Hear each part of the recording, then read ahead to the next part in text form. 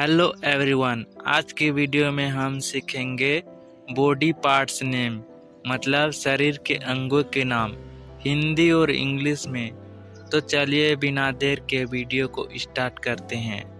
ये है सिर। इसे हिंदी में सिर कहते हैं और इंग्लिश में हेड कहते हैं।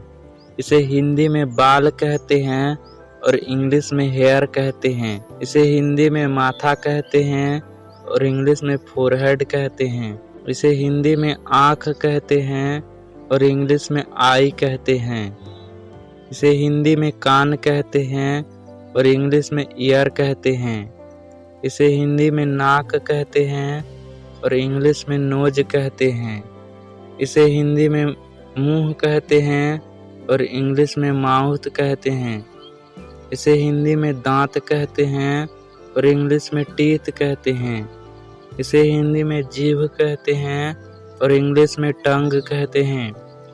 इसे हिंदी में ठोड़ी कहते हैं और इंग्लिश में चीन कहते हैं। इसे हिंदी में गाल कहते हैं और इंग्लिश में चीक कहते हैं। इसे हिंदी में गर्दन कहते हैं और इंग्लिश में नेक कहते हैं।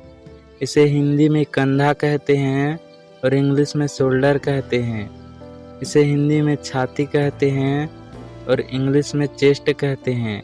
इसे हिंदी में छाती या स्तन कहते हैं और इंग्लिश में ब्रेस्ट कहते हैं। इसे हिंदी में पेट कहते हैं और इंग्लिश में बेली कहते हैं। इसे हिंदी में पीठ कहते हैं और इंग्लिश में बैक कहते हैं। इसे हिंदी में कमर कहते हैं और इंग्लिश में वेस्ट कहते हैं। इसे हिंदी में कोहनी कहते हैं और इंग्लिश में एल्बो कहते हैं। इसे हिंदी में कलाई कहते हैं और इंग्लिश में रिस्ट कहते हैं।